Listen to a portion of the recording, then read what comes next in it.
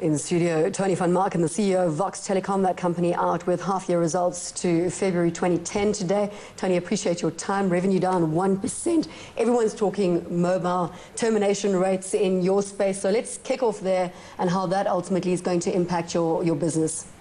Yeah, for the half year, our profits were down and revenue slightly down. But if you look at it on a like-for-like basis, there was 35 million rand of connection incentive bonuses, which would have come from the activation of SIM cards for least cost routing that we didn't activate. Because with the drop in interconnect rates, we knew this was going to happen.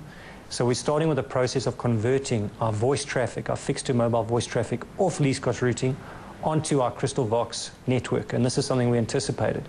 So short term, you're going to take pain on the revenue side? Yeah, is that right? In the short to medium term, we're going to take some pain and we'll have some impact on profits. But as we convert the majority of a customer's traffic, not just fixed to mobile, but local, national, international, and inbound traffic, we'll get much better margins in the long term. But it takes about 18 to 24 months for us to convert 7,500 corporate LCR customers. You've been very inwardly focused over the last 12 months. Is that going to continue from here? Is there more room for cost cutting? You certainly haven't been looking to making external acquisitions or anything of the like.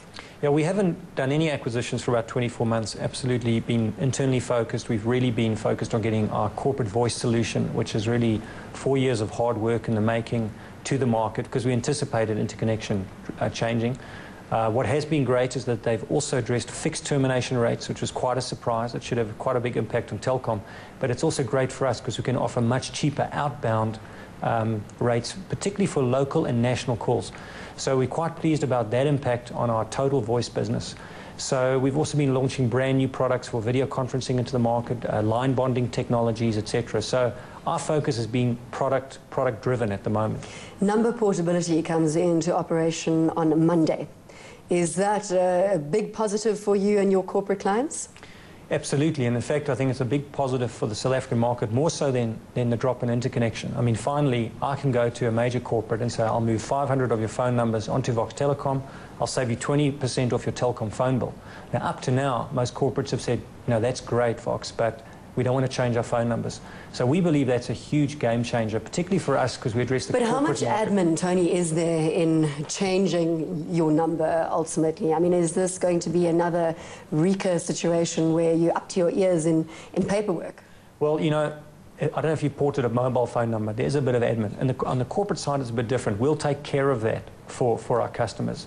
And there's a company called the Number Portability Company, which actually administers the porting of mobile and fixed numbers. And we have a process that's been agreed with them, and we execute that process on behalf of our customers. So we'll try and make it as seamless as possible, and it's our job to make that work. Ashraf, 37 cents on this. We're up 2.75% today. Mm-hmm. What do you make of the investment case behind Vox?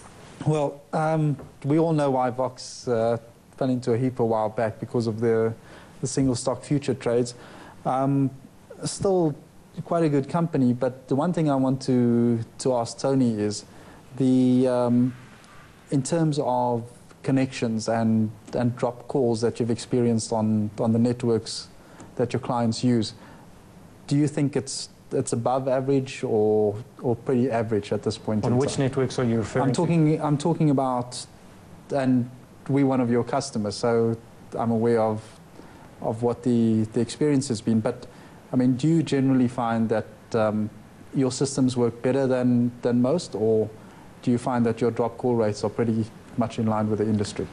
You know, I don't know if I mean, Vodacom and MTN, their drop call rates are extraordinarily high. I think we all know that, and there's a bunch of reasons why. I think our mean opinion scores on a network, which is the international measure of voice quality, is very good, typically in excess of 4. I mean, the best voice quality is Telkom's voice network. Their fixed network actually is excellent. You have to give them credit for that. I think when you're using other technologies and voice over IP, you'll never match that particular quality, but it's extremely good. And I think for the saving that you get, the quality is superb. I think 3 or 4 years ago, VoIP got a bad name and there were a lot of issues. I think we've largely overcome that. I mean, we're running over 700 million minutes in the last six months through our network. And we've invested massively. We've just upgraded all to Juniper. You know, we do that on a demand basis. So we have very happy clients. Our churn rate, which gives you a very good measure, on average, is 1.5% per annum. across the entire business, which is amongst the lowest in the industry. Royce, do you have any comments on Vox or any questions for Tony? Well, I think looking at the telecommunications sector, one must sort of take a step back. And there are two forces at play. One, the regulatory force, which is seen through the interconnect rate, which is coming down. But more importantly is the fact that large cell phone companies have gone ex-growth in South Africa. You've seen their margins compress, particularly MTN. They've come under quite severe margin pressure in South Africa.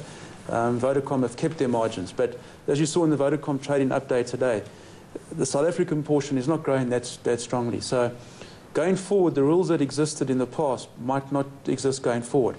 And the incentives that the network operators gave might have to be withdrawn in order to compensate for the lower interconnect fees. So we're just a bit cautious that the whole telecommunications space could undergo quite radical change going forward. And at this stage, it's quite hard for us to see who are going to be the winners and who are going to be the losers in that space. So, but we do know it's going to change. And it might not be changing better from a corporate perspective, but maybe from a consumer perspective.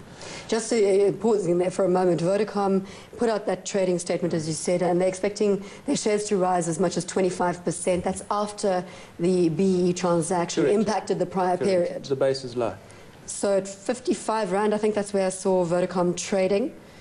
Are you staying away because of the ex-growth debate? I think the ex-growth debate is going to continue to play out in the numbers, both locally for MTN and Vodacom in the South African space. So the investment case for Vodacom would therefore be on valuation as opposed to earnings growth. And there is some merit. It's a high dividend player looking to go higher. It's a stable business, and the PE is not that demanding in relation to the market. So there's a valuation argument for Vodacom, but certainly from an earnings growth going forward, it's not going to be greater than the market. It's going to lag the market. And Tony, let's look at this competitive environment, because we know the debate, the ex-growth in the telecommunications arena. So how does that translate for a smaller player in your space? Well, I think I'm glad I'm not a mobile operator, because I mean that's a pretty saturated market. You have 102% SIM card penetration, 72% by actual human population. But we've just had the whole fixed line voice market of telecom open up to us with local number portability. So from our side, we can now go after markets that previously we couldn't do it in any meaningful way. So although it is guerrilla warfare, and it's tough, and it's competitive, and pricing's a major issue, and everyone wants a good deal, I mean, who do you keep bashing heads with? Is it the incumbent? Yeah, it's the incumbent, definitely. I mean, if you're trying to get the major portion of voice traffic, you're up against telecom primarily. But there's still hope for you as a player in this space with your corporate clients. You've got exposure to how many? We've got 16,000 corporate clients, and you know we've been around for 13 years, and so we know what it's like to compete. And keep in mind that this whole market hasn't been open to competition for that time, so it's actually getting better for us. So I'd like to believe we can compete quite well as we really liberalise this market. Tony, thanks very much for your time. That was Tony van Marken, the CEO of Vox Telecom, just reminding you that stock closing at 37 cents today, up 2 3/4%. Gentlemen, we need to focus on CMA.